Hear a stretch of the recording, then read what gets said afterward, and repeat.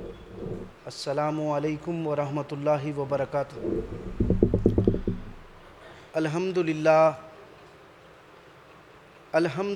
الذی لم یتخذ ولدا ولم یکن لہ شریک فی الملک ولم یکن لہ ولی من الذل وکبرہ تکبیرا۔ اللہ اکبر۔ اشہد ان لا الہ الا اللہ واشہد ان محمدا عبدہ ورسولہ، اما بعد۔ قال اللہ تبارک و تعالی فی القرآن المجید، اعوذ باللہ من الشیطان الرجیم، بسم اللہ الرحمن الرحیم۔ کیف یہدی اللہ قوما کفروا بعد ایمانہم وشہدوا ان رسول حق وجاءہم البینات واللہ لا یہدی القوم الظالمین۔ اولئک جزاؤہم ان علیہم لعنۃ اللہ والملائکۃ والناس اجمعین خالدین فیہا لا یخفف عنہم العذاب ولا ہم ینظرون الا الذین تابوا من بعد ذلک واصلحوا فإن اللہ غفور رحیم۔ ان الذین کفروا بعد ایمانہم ثم ازدادوا کفرا لن تقبل توبتہم واولئک هم الضالون۔ ان الذین کفروا وماتوا وهم کفار فلن يقبل من احدهم ملء الارض ذهبا ولو افتدى به اولئک لهم عذاب علیم وما لهم من ناصرین۔ محترم سامعین کرام، یہ جو ہے سورۃ آل عمران کی آیتیں ہیں، 86 سے لے کے 91 تک پڑھی گئی ہیں۔ ان آیتوں کے جو مطالب ہے وہ یوں ہے: کیف یہدی اللہ قوما کفروا بعد ایمانہم، کیسا اللہ رب العالمین اس قوم کو ہدایت دے گا جو ایمان لانے کے بعد انکار کرتی ہے، کفر کرتی ہے اللہ کے الہ واحد ہونے کا۔ یعنی دیکھیے، غور کریے آپ، ایمان کے بعد کفر ہے، کیسا اللہ رب العالمین اس قوم کو ہدایت دے گا جو ایمان لانے کے بعد پھر نافرمانی کرتی ہے، کفر کرتی ہے، انکار کرتی ہے۔ ایک ہے ایمان لانے کے بعد ایمان کے عملی تقاضوں کو پورا نہیں کرنا، ایمان کو شرک سے خلط ملط کرنا، ایک ہے سرے سے انکار اور ایک ہے عملی کفر، دونوں بھی اس کفر کے دائرے میں آتے ہیں۔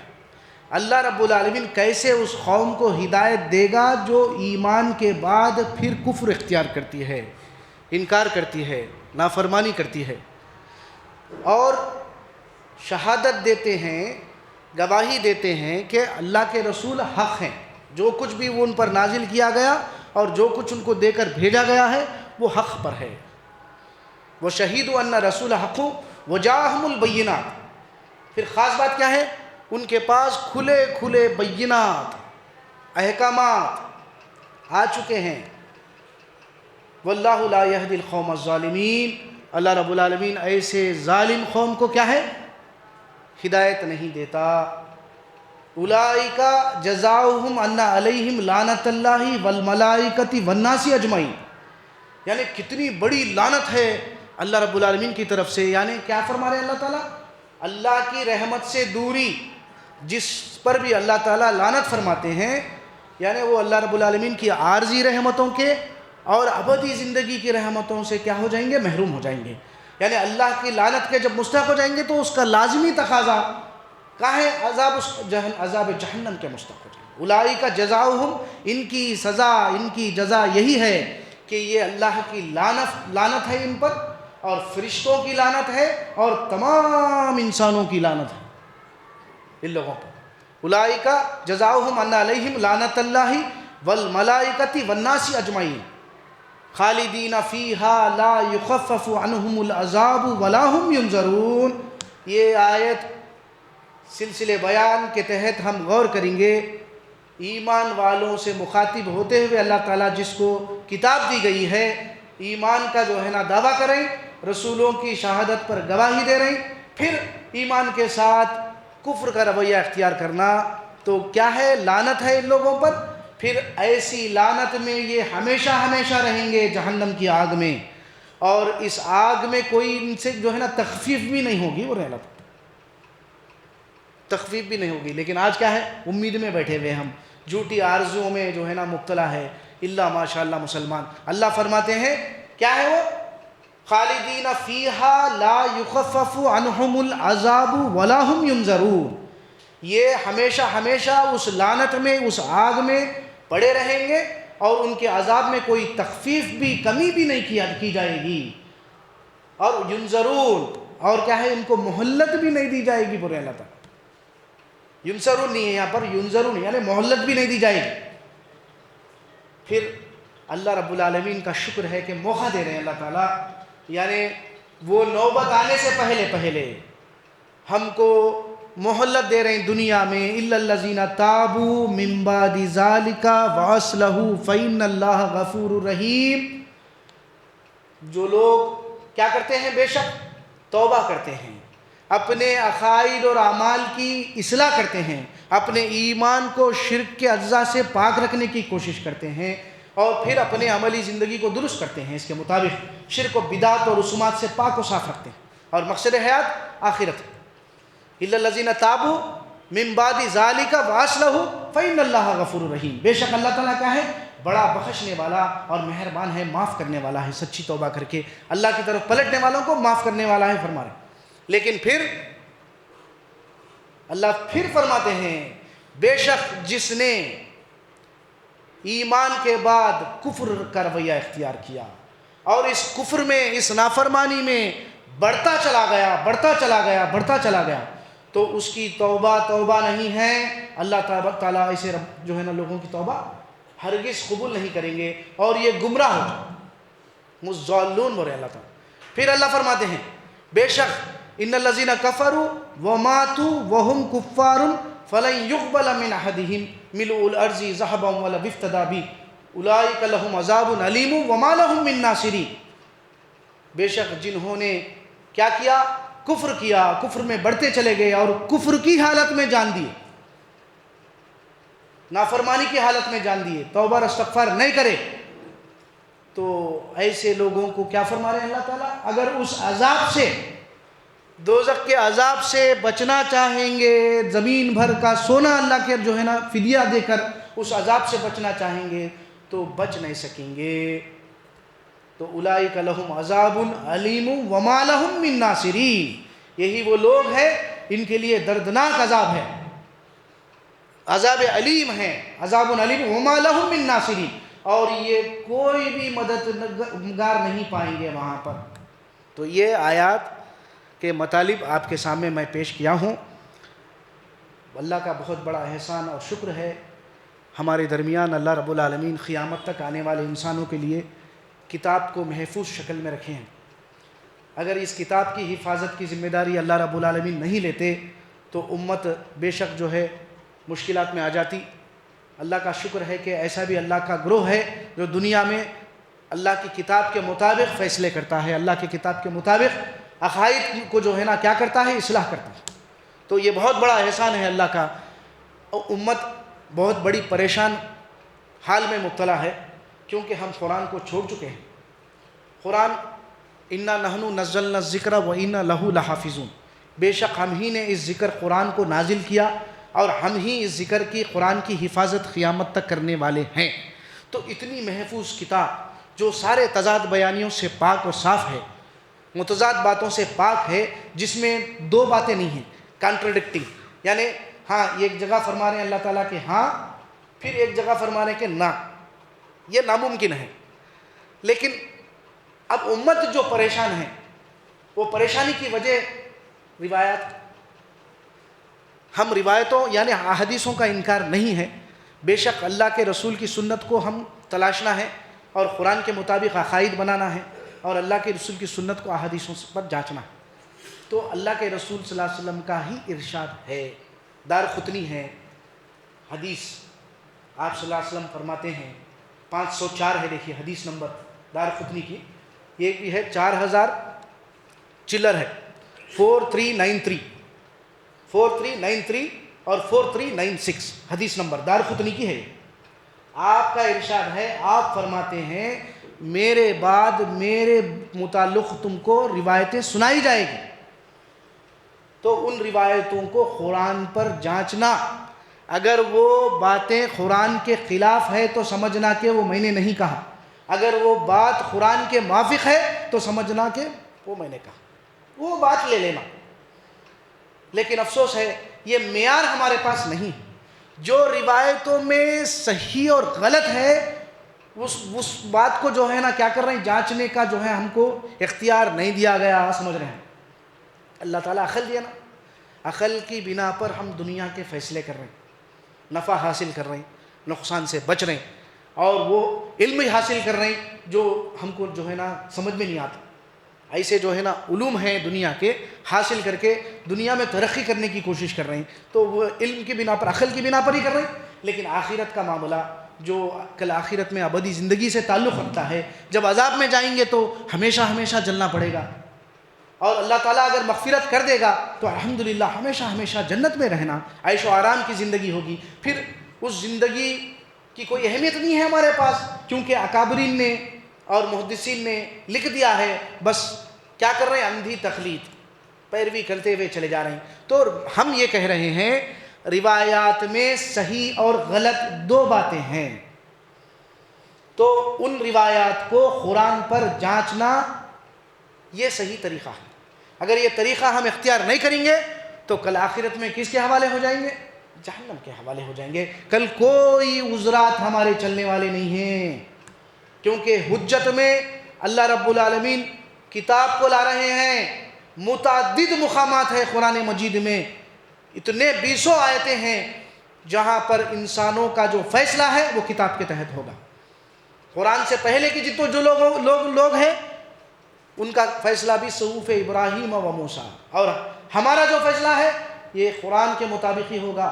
بلا قد جاءتک کا آیاتی فکذبت بها واستکبرت وکنت من الکافرین، میری آیتیں تیرے پاس آئی تھی، کیا کیا تو، فکذبت بها، جھٹلایا۔ کیوں جھٹلایا؟ ارے روایتیں ہیں نا بھائی، اللہ کے رسول سفارش کریں گے نا، سجدے میں رہیں گے نا، اللہ تعالیٰ اختیار دیں گے نا، اے نبی صلی اللہ علیہ وسلم پوچھیے آپ کو کیا ہونا ہے، آج میرے بندے ہیں، میرے امتی ہے، بچا دو بچا دو بچا دو۔ جھٹلائے تم، میری آیتیں صاف تھی، رسول آئے مبشرین و منذرین۔ 119 نمبر کی آیت کو ذہن میں رکھنا، سورہ بقرہ پڑھیے، غور کریے، انا ارسلناک بالحق بشیرا ونذیرا ولا تسأل عن اصحاب الجحیم۔ اتنی بنیادی آیت ہے، سارے مشرکان عقائد کی نفی کر دیتی ہے۔ جو لوگ بھی اس قائل ہے کہ اللہ کے رسول کل قیامت کے دن ہم کو حشر کے میدان میں سفارش کر کے بچا لیں گے، یہ عقیدہ غلط ہے، جھوٹا عقیدہ ہے، روایتوں کی بنیاد پر آیا ہے۔ اللہ کے رسول کوئی ارشاد اللہ کے رسول کا قرآن کے خلاف نہیں ہو سکتا، نہ قول نہ فعل۔ بے شک ہم نے اے نبی صلی اللہ علیہ وسلم آپ کو کیا کیا، انا ارسلناک بالحق، حق کے ساتھ بھیجا ہے۔ حق کیا ہے؟ کتاب ہے، آپ پر وحی نازل کرے، کتاب کے ذریعے آپ کو کیا کرے، ہم بتائے، متنبع کرے امتوں کو صحیح کیا ہے، غلط کیا ہے، ہدایت کیا ہے، گمراہی کیا ہے، باطل کیا ہے، سب بتا دیا۔ بالحق بشیرا و نذیرا، اور قانون ہدایت کے تحت ہم کیا کرنے والے ہیں، آپ اس قانون پر جو لوگ عمل کرنے والے ہیں، اس کے مطابق عقیدہ اور عمل بنانے والے ہیں، ان کو آپ جنت کی خوشخبری سنانے والے اور دوزخ کے وعید سے ڈرانے والے بنا کر بھیجا ہے۔ جب قانون ہدایت آ چکا ہے اے پیغمبر، اب اس قانون ہدایت کے خلاف جو کوئی بھی عقیدہ گھڑ کر آیا ہے اور عمل کر آیا ہے اور جہنم کا مستحق ہو گیا ہے، ان جہنمیوں سے آپ سے سوال نہیں کیا جائے گا، ولا تسألوا عن اصحاب الجحیم۔ آپ گھر جائیے، یہ آیت اٹھائیے اور پڑھیے، کل نہیں بچ سکتے میرے بھائی، کیونکہ اللہ تعالیٰ کیا فرمائے، افلم تکن تتلی علیکم آیاتی ربکم، ارے میری آیتیں تیرے پاس نہیں آئی، تم کیا کرے، تمہاری پروردگار کی طرف سے تمہارے پاس آیتیں آئی تھی لیکن تم جھٹلائے، تکبر کرے ہو اور کافروں میں سے ہو گئے۔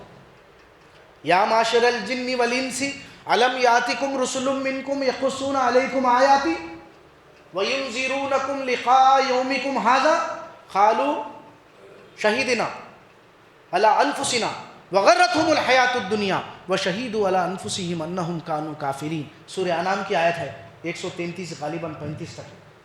پڑھیے اے گروہ جن و انس، کیا تمہارے پاس تم ہی میں سے رسول نہیں آئے اور تم کو میری آیتیں پڑھ پڑھ کر نہیں سنائے، تمہارے عقائد اور اعمال کی اصلاح نہیں کرے؟ ہاں بے شک آئے تھے پروردگار، لیکن یہ دنیا کی زندگی ہم پر غالب رہی، ہم ہی اپنے جانوں کے خلاف گواہی دیتے ہیں کہ ہم ہی کافر ہے، انکار کرنے والے. غور کریے. تو کل یہ روایتی دین اللہ کے پاس چلنے والا نہیں ہے، ہم کو اللہ تعالیٰ اللہ کا دین اختیار کرنے کے لیے کہہ رہے ہیں.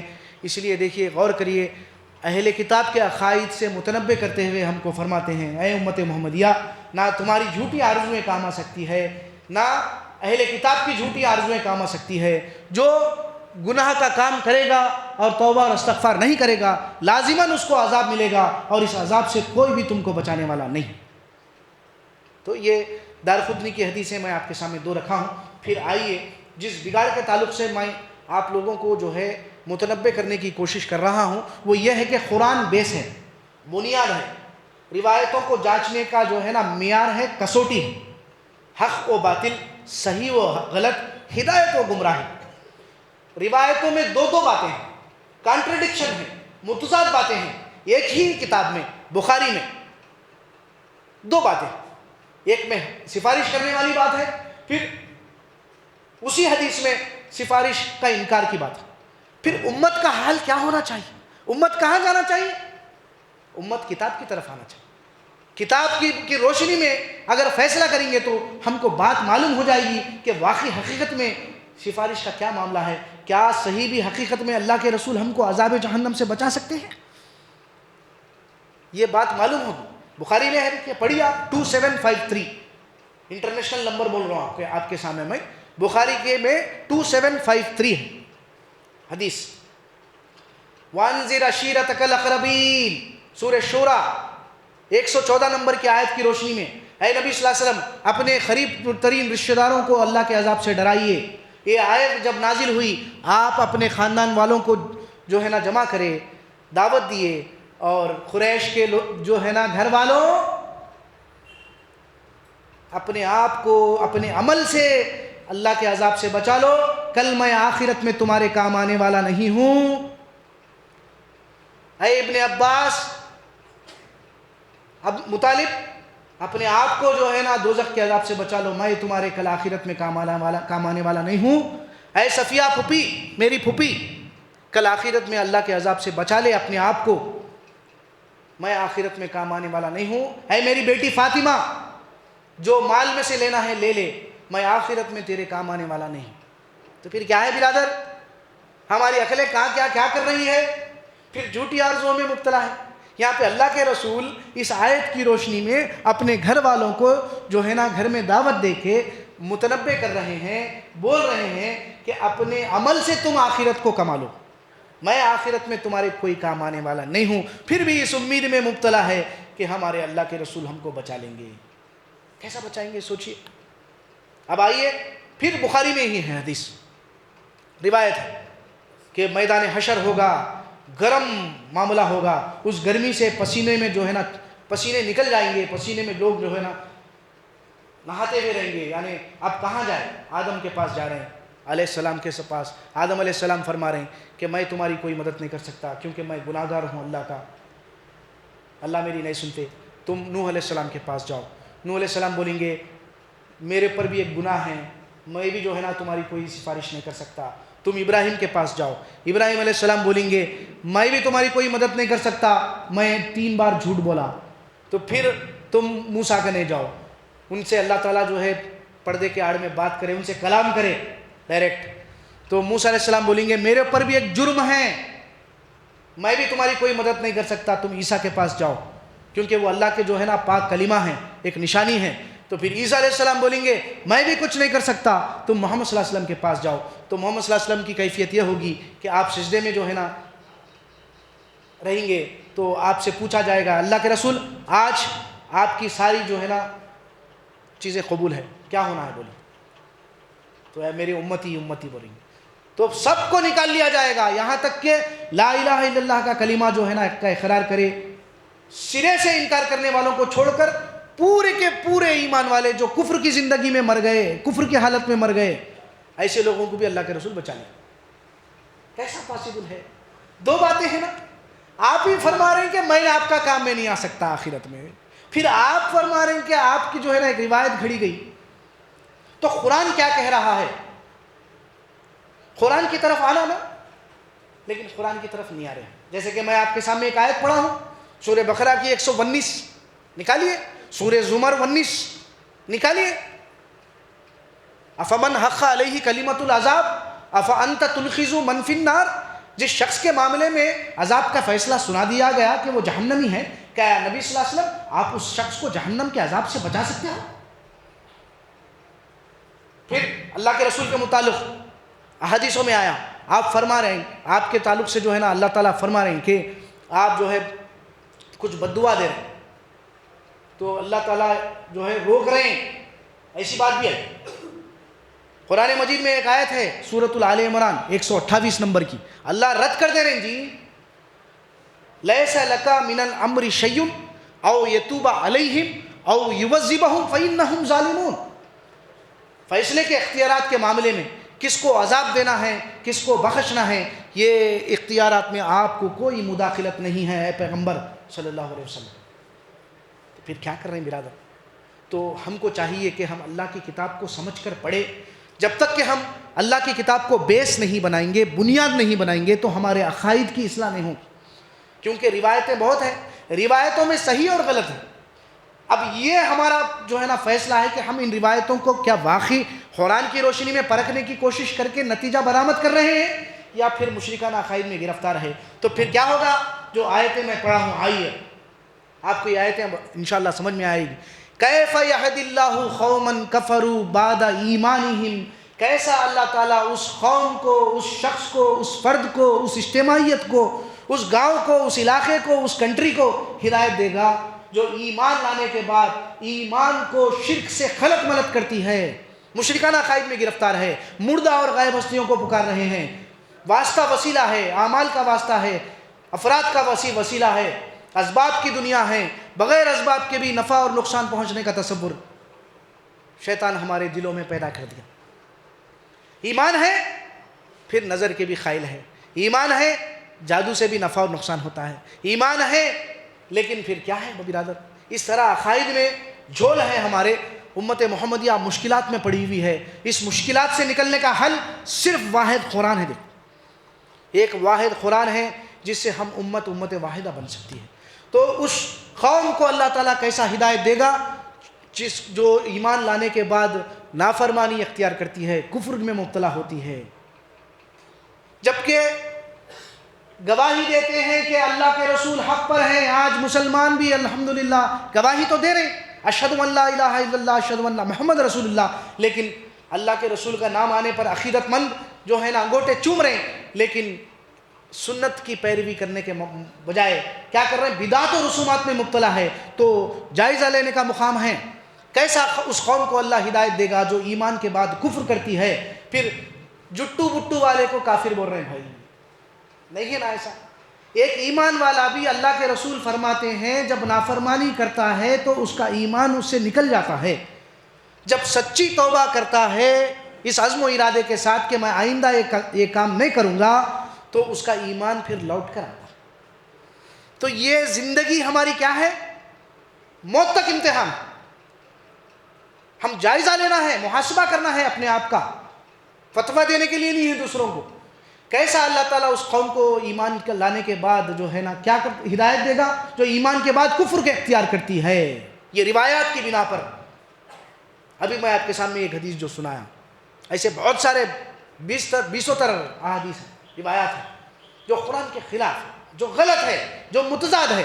کیسا اللہ ان کو ایمان کے بعد جو ہے نا ہدایت دے گا جو ایمان کے بعد کفر کرتی ہے، جبکہ رسول حق ہونے کا جو ہے نا شہادت دیتی ہے اور ان کے پاس کھلے بینات احکامات قرآن کی شکل میں آ چکے ہیں، لیکن فیصلہ نہیں کر رہے ہیں قرآن کی روشنی میں۔ تو ایسے ظالم قوم کو جو حق تلفی کر رہی ہے، اپنے آپ پر ظلم کر رہی ہے، تو ان کو ہدایت نہیں دیتے۔ ایسے لوگوں کی سزا یہی ہے کہ یہ اللہ کی لعنت میں گرفتار، ان پر فرشتوں کی لعنت ہے، تمام انسانوں کی لعنت ہے، اس لعنت میں یہ لوگ ہمیشہ ہمیشہ رہیں گے، خالدین فیہا لا یخفف عنہم العذاب ولا هم ینظرون۔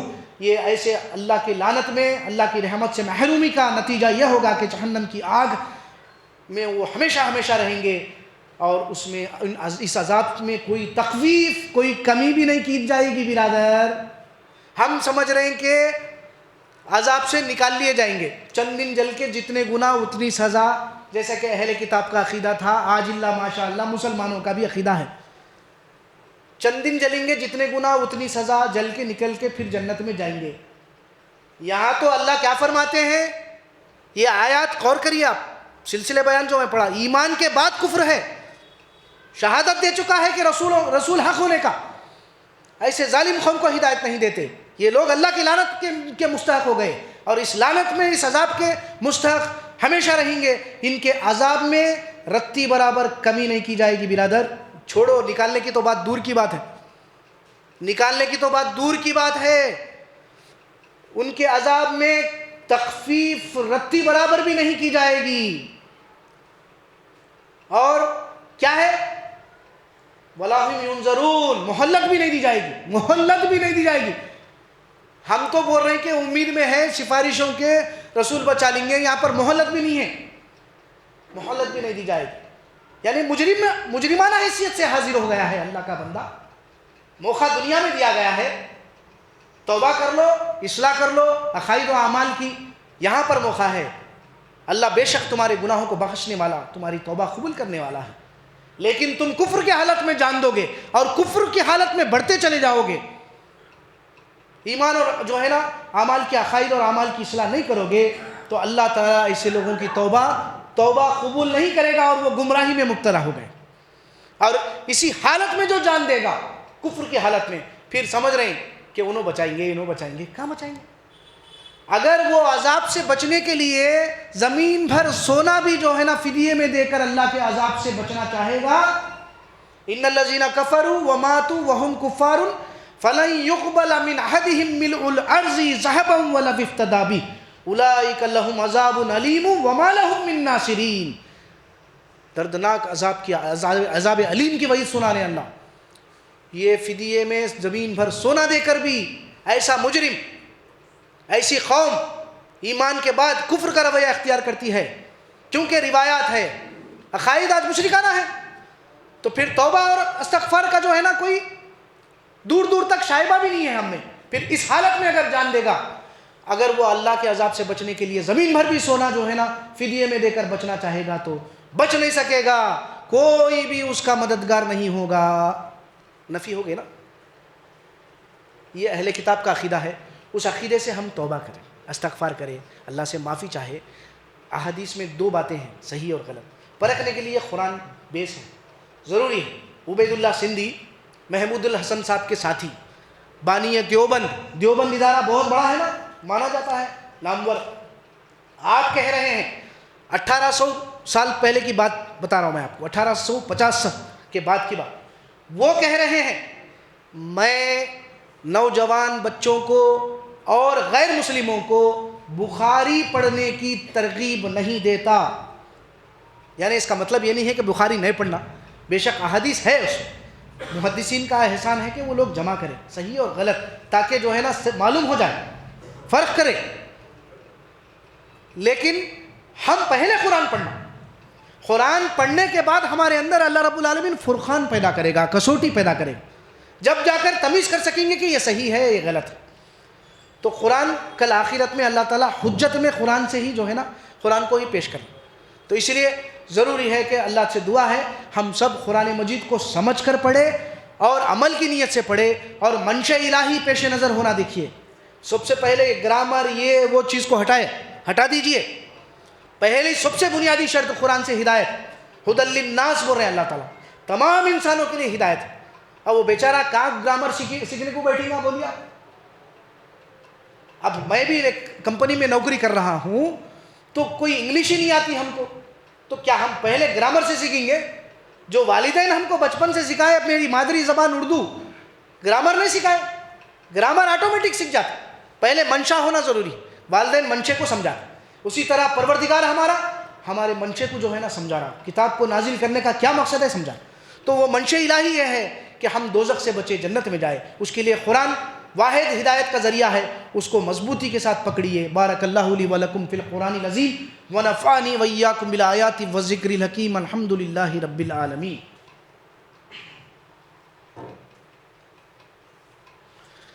الحمد للہ نحمدہ ونستعینہ ونستغفرہ ونؤمن بہ ونتوکل علیہ ونعوذ باللہ من شرور انفسنا ومن سیئات اعمالنا، من یہدہ اللہ فلا مضل لہ ومن یضللہ فلا ہادی لہ ونشہد ان لا الہ الا اللہ واشہد ان محمدا عبدہ ورسولہ، اما بعد، قال اللہ تبارک و تعالی فی القرآن المجید، اعوذ باللہ من الشیطان الرجیم، بسم اللہ الرحمن الرحیم، ان اللہ وملائکتہ یصلون علی النبی یا ایھا الذین آمنوا صلوا علیہ وسلموا تسلیما، اللہم صل علی محمد وبارک وسلم۔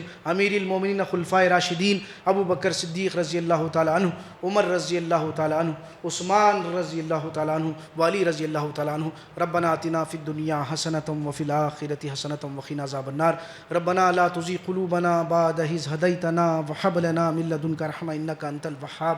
عباد اللہ، ان اللہ یأمر بالعدل والإحسان وإیتاء ذی القربى وینہی عن الفحشاء والمنکر والبغی یعظکم لعلکم تذکرون، اذکروا اللہ یذکرکم وادعوہ یستجب لکم ولذکر اللہ تعالی اعلی وأعلی وعز وجل وأتم وأکبر۔